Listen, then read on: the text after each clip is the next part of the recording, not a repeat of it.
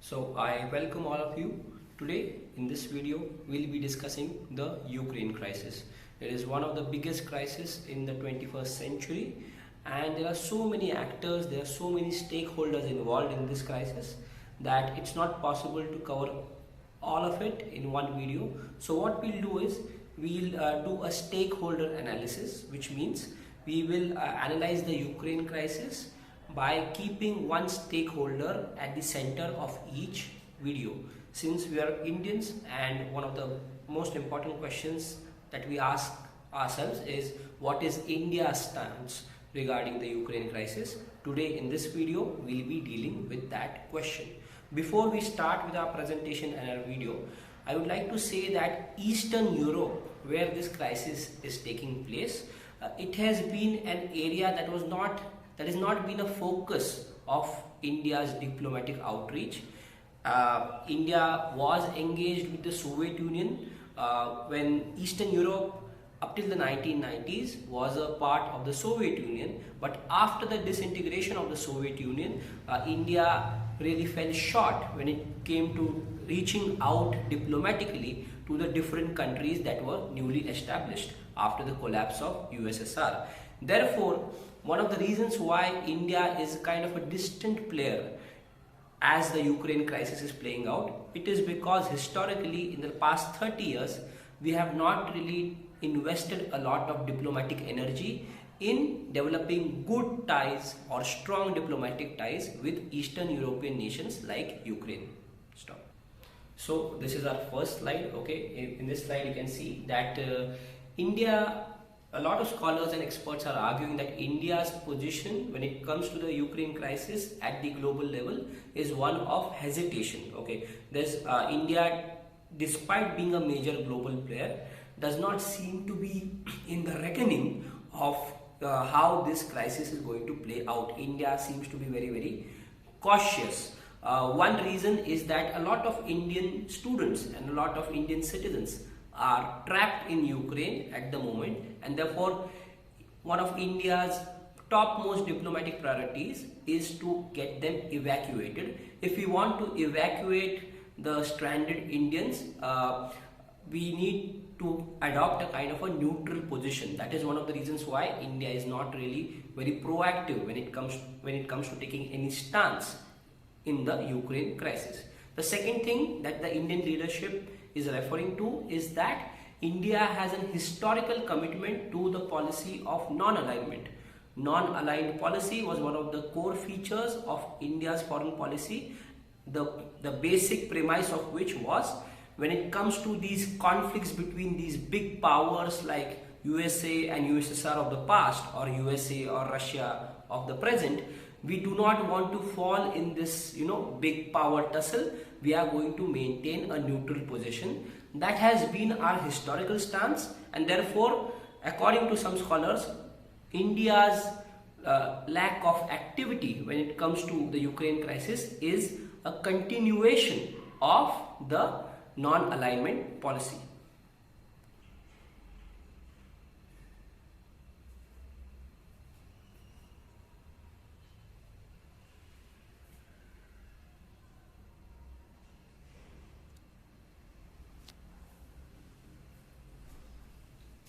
So one way we can analyze India's stakes in the Ukraine crisis is by applying Kautilya's Mandala theory. So according to Kautilya's Mandala theory, let us just place Russia in the place of Vijikshu.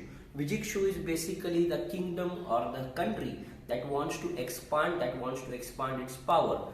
The neighbor of the Vijikshu is called as Ari. Ari is basically the potential enemy. In this case, the Ari would be Ukraine. Since Ukraine is Russia's neighboring state, it naturally becomes its enemy. This is the core premise of Kautilya's Mandala theory.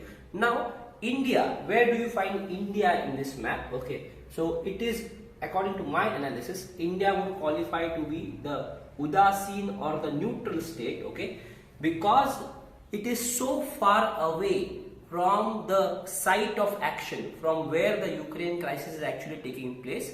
It is located at a very far distance. Therefore, a country like India, though powerful, has no. So as I was saying, India in this case, in the Ukraine crisis, will qualify to be the Udasi, the neutral state, because the site of action is taking place between the Vijikshu and the Ari, okay, and because of the geographical distance between Ukraine and India, the role that India has to play is kind of insignificant, okay. It qualifies to be the neutral state. I'll just show you the same thing with the help of a map, okay. So for example, just look at this. This is where India is, right? This is where Russia is, and this is Ukraine. So as you can see, this is the site of action, the Russia and the Ukraine border.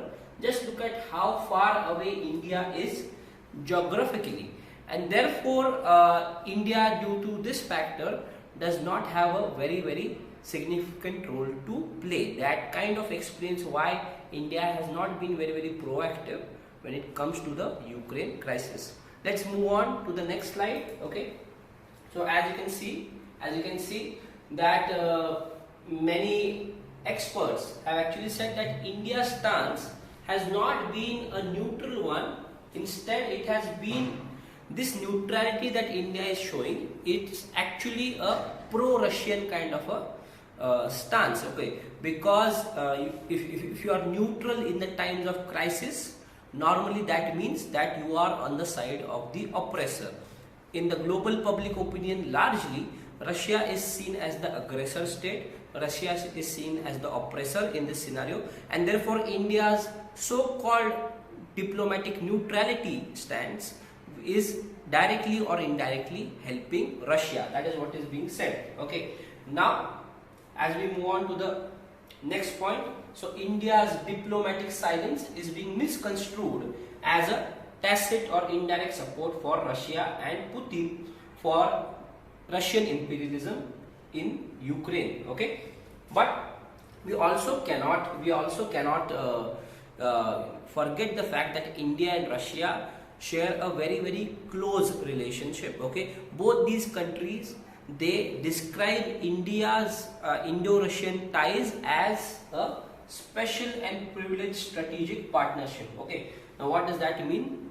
As the term suggests, special and privileged, which means that India has good relations with a lot of countries, but its relationship with Russia is considered to be more special, or it is more privileged. Strategic partnership basically means that at the global level, when we look at the big picture, Russia and India seem to be on the same page, okay. Our idea of how the world order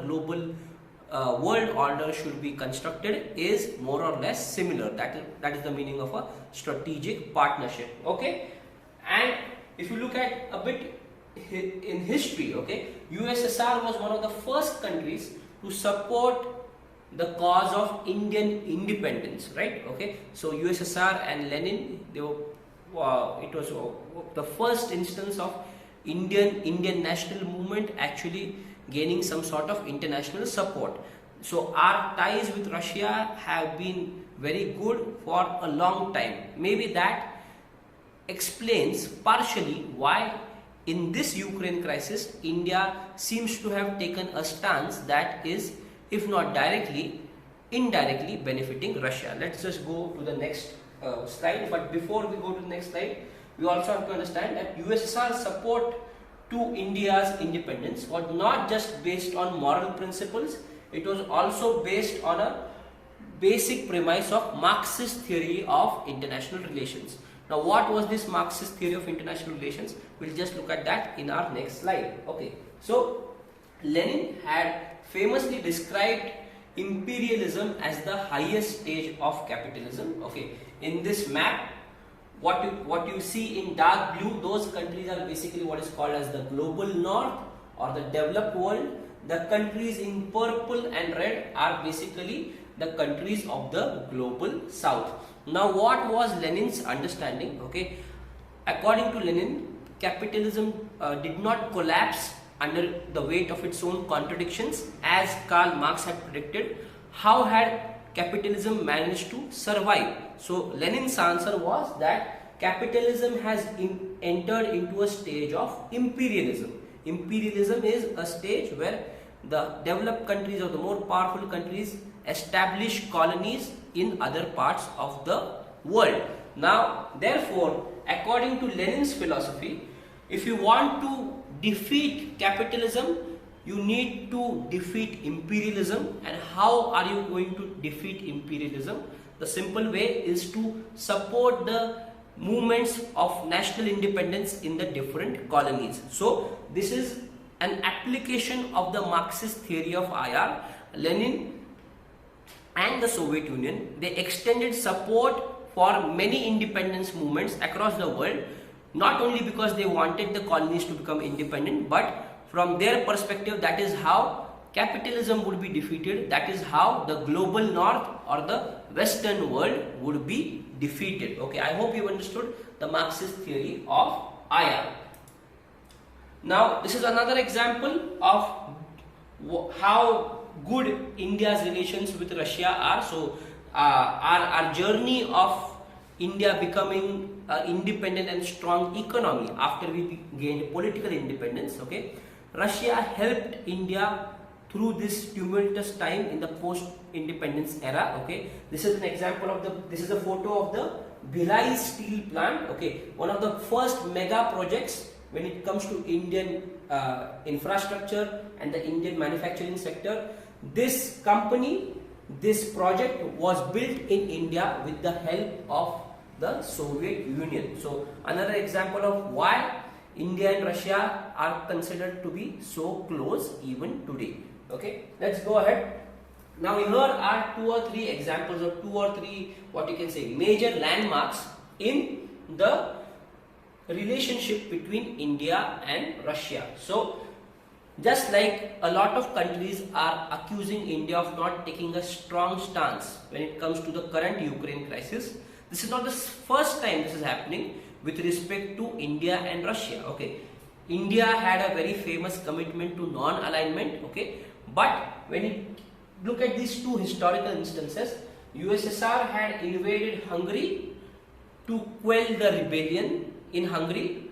USSR in 1968 had also invaded Czechoslovakia. Now both Hungary and Czechoslovakia were part of the big red bloc or the Soviet Union, okay, of the yesteryears.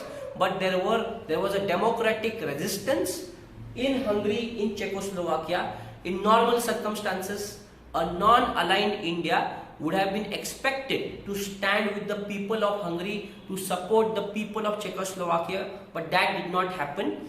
Just like now, India played it a bit safe. India basically took a diplomatic decision that helped Russia. It did not oppose the Soviet Union on international platforms such as the United Nations. So even historically speaking, India's policy towards Russian transgressions like Ukraine, like Hungary, like Czechoslovakia has been a bit soft. Okay, we seem to have a certain bias towards Russia.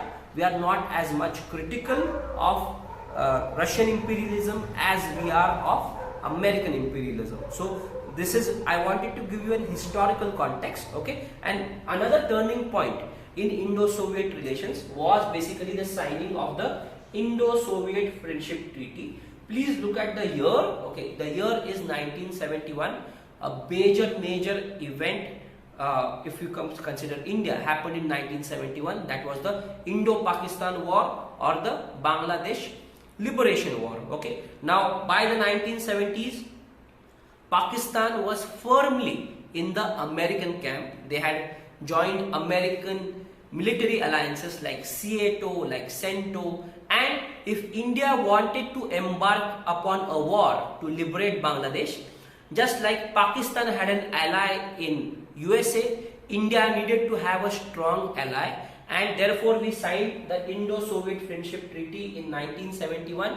So even though officially we subscribed to the policy of non-alignment, but by the 1970s we had really moved closer towards the Russian or the Soviet Union can. Okay, so I just want you to have this historical understanding. Let's move to the next slide. Okay, now why is India so hesitant to criticize Russia, especially when it goes wrong, like in the current Ukraine crisis? Okay, now India needs to have a big brother, India needs to have an ally at the global table, at the level of global diplomacy, especially in the case of the Kashmir conflict. Now, Kashmir is an issue that keeps coming up at the level of the United Nations Security Council.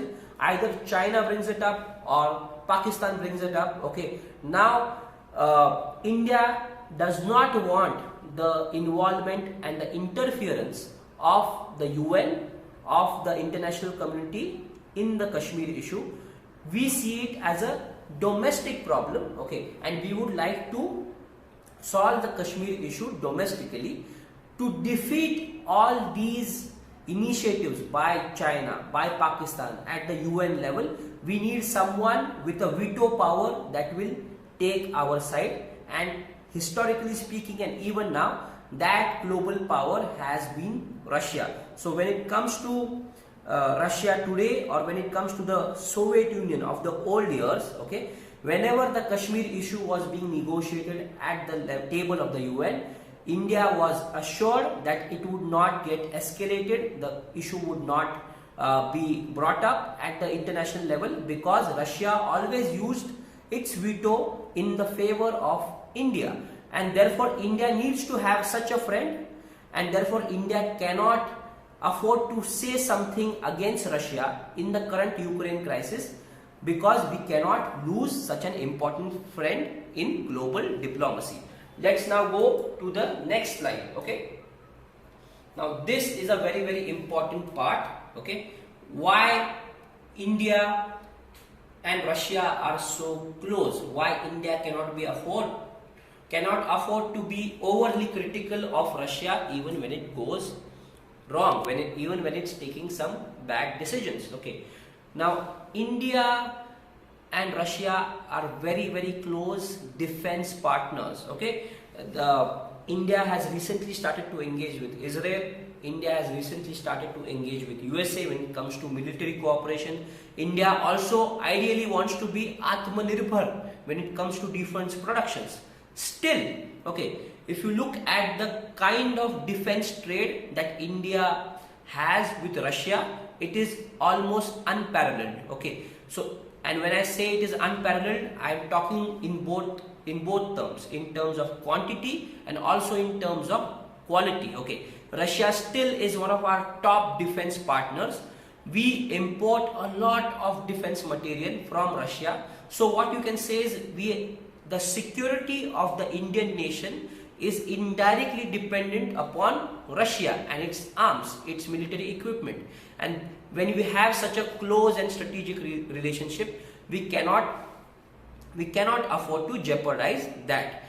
This is one aspect. The other thing is, the Americans and the Israelis, they are ready to share a lot of military technology, but they are still hesitant when it comes to trading the top notch of military technology with India. Okay, but that is not a hesitation that the Russians have. Just have a look at this. Just have a look at this ship that you can see. This is the ship. It's called INS Vikramaditya. This is what is called as an aircraft carrier. It was leased to India by Russia. Okay, now this is the top kind of navy technology that you can ever aspire for. Now this kind of technology only Russia is willing to share with us, not our other defense partners. In the next slide, okay, just look at the next slide. Okay, this is the INS Chakra. Okay, INS Chakra, so India, sorry, it's not USA, sold by Russia to India. Okay, it epitomizes the pinnacle of Indo-Russian defense cooperation. Okay, this is like the most important military technology because this is a nuclear powered submarine. Okay, now this kind of military technology very few countries possess, and even fewer countries are ready to share it with others. Okay, and this is why you can say that, you know, India's security is guaranteed by its armed forces. Its armed forces keep India secure because it has the top-notch military equipment, and a lot of this top-notch military equipment is being sourced from Russia. So indirectly, India's security is indirectly dependent on Russian military hardware. That is one of the reasons why we seem to have a pro-Russian attitude, okay, even when it comes to problematic issues like the Ukraine crisis. Okay, so let's just go to the next slide here. So India's strategic silence on the Russia-Ukraine issue can be partially explained by, as we were discussing in the last slide, India imports a lot of high-grade military technology from Russia, and that helps India protect itself from its security threats, right? And therefore you can say that Russia is indirectly responsible for providing security to India. Now let us just analyze this from the perspective of neorealism. Now here you have a photo of Kenneth Waltz. Okay, Kenneth Waltz is a neorealist scholar, and what does he say?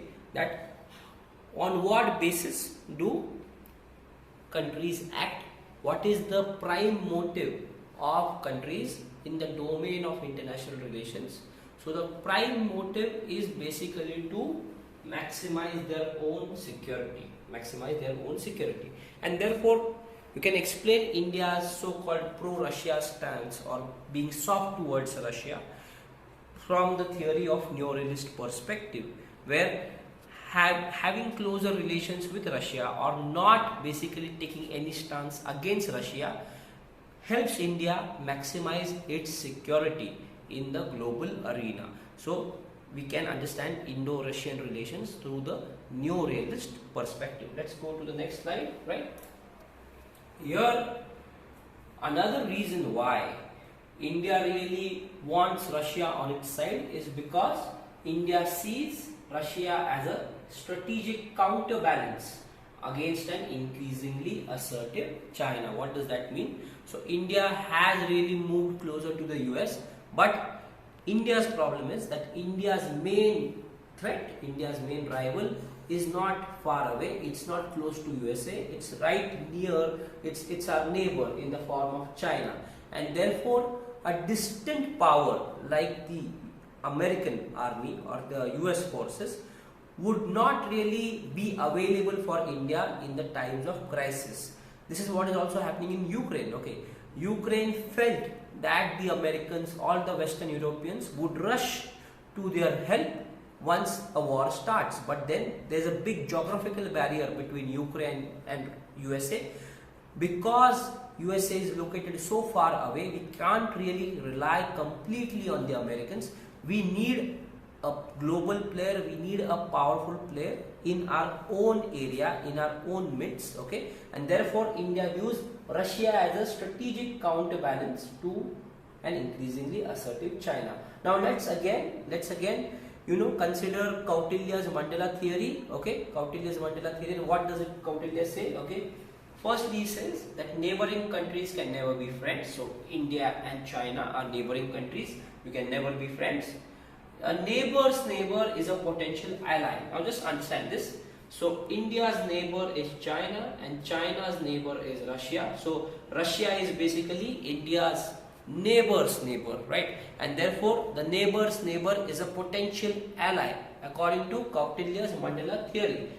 Yes, and that is how you can understand why India is so interested in not destabilizing the Indo-Russian diplomatic dynamic, okay? Therefore, even if it seems like India is not really asserting the morally correct position in the Ukraine crisis, you need to understand this broader perspective to understand India's actions. Let's now go to the next slide.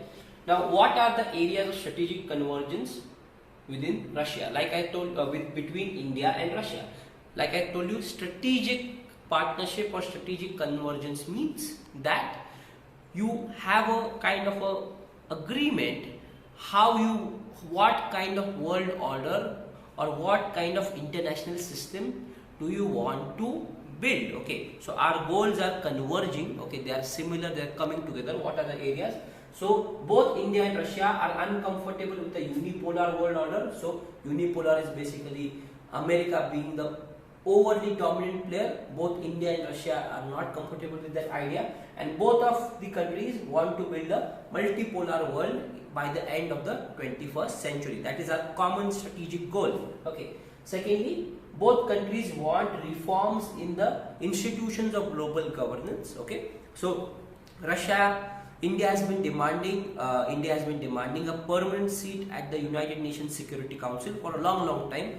One of the countries that actually supports this demand is Russia. So the reform of UNSC is a common agenda. A reform of bodies like World Bank, like IMF, okay, where the Western countries have a dominant say.